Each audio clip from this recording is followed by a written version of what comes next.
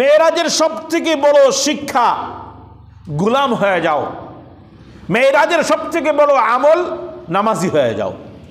5 ওয়াক্ত আসলে কত ছিল? 50। 50 ওয়াক্ত তো নিয়ে আসছেন। ফিরে আসলেন, মুসা আলাইহিস সালাম বলেন কত দিল? কি দিল? 50 ওয়াক্ত নামাজ। রাসূল খুব খুশি।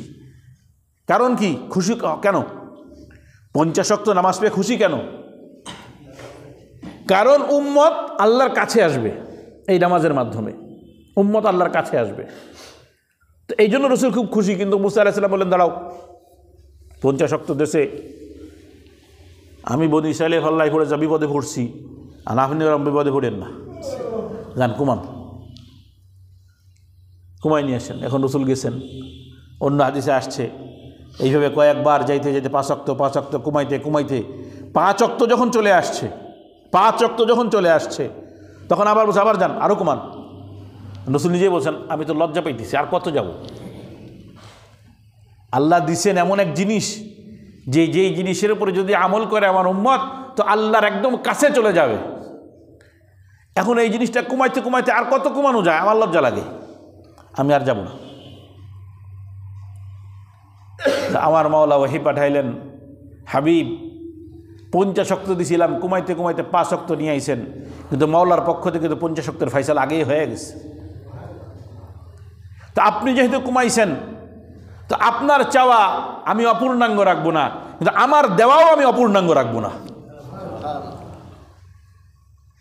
আমি মাওলা 50 ওয়াক্ত দিয়েছিলাম, 50 ওয়াক্তই রেখে দিলাম। আর আপনি 5 ওয়াক্ত চেয়েছেন, আমি 5 ওয়াক্ত দিয়ে দিলাম। আপনার উম্মত 5 ওয়াক্ত নামাজে যখন আমার সামনে দাঁড়াবে, আমি মাওলার কালাম কোনো পরিবর্তন হয় না। আমার পক্ষ থেকে ঘোষণা দিয়ে দিলাম, 5 ওয়াক্ত নামাজে বান্দা যখন দাঁড়াবে, আমার পক্ষ থেকে 50 ওয়াক্ত নামাজের পুরস্কার পেয়ে যাবে।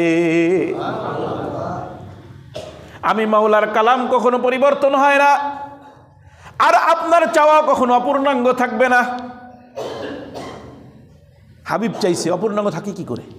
মেরাজের সবথেকে বড় শিক্ষা গোলাম হয়ে যাও। মেরাজের সবথেকে বড় আমল নামাজি হয়ে যাও। আমার কথা বুঝছেন তো? সারা জিন্দেগি মনে রাখবেন এটা।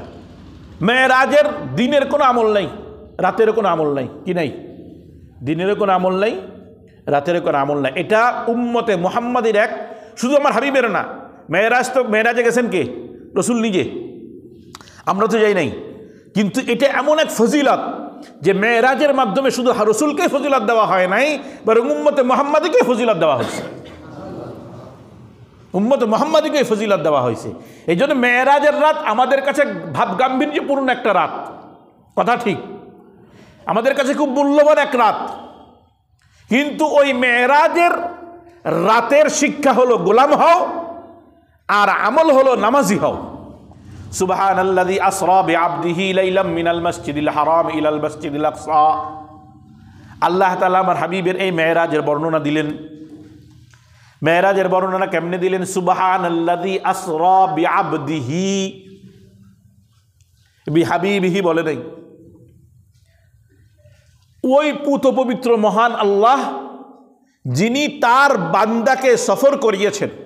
কি করেছেন? সফর করিয়েছেন। এখানে বান্দা বলছে, বলে নাই তার নবীকে, বলে নাই তার রসুলকে, বলে নাই তার হাবিবকে। এ কথা বুঝাইলেন আল্লাহ তাআলা যে আমার কাছে সবথেকে প্রিয় ভাজন বক্তব্য, প্রিয় ভাজন পরিচয়, প্রিয় ব্যক্তিত্ব, ওটা হলো গুলামির ব্যক্তিত্ব। কিসের ব্যক্তিত্ব? গুলামির ব্যক্তিত্ব। তো রসুলকে নিলেন মাটি থেকে নিয়ে আসমান, 7 আসমান পার করে, জান্নাতুল মাওয়া পার করে আরশে মুআল্লায় নিয়ে গেলেন। কিন্তু সেখানে মহাব্বত প্রকাশ করলেন আবদিহি শব্দ দিয়ে। কারণ আমার হাবিব এখানে আসার পরে যেই শরফ, যেই মর্যাদা অর্জন করেছে, এই মর্যাদা আমি পুরা উম্মতকে দিব নামাজের মাধ্যমে।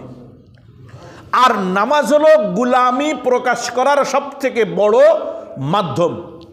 কারণ গোলামের কাজ হলো মাথা ঝুঁকানো, আর এমন একটা ইবাদত নামাজ, আমাদের 5 ওয়াক্ত নামাজেই শুধু নয়, যতবার আমরা নামাজে দাঁড়াই মাওলার সামনে মাথা ঝুঁকাই দেই।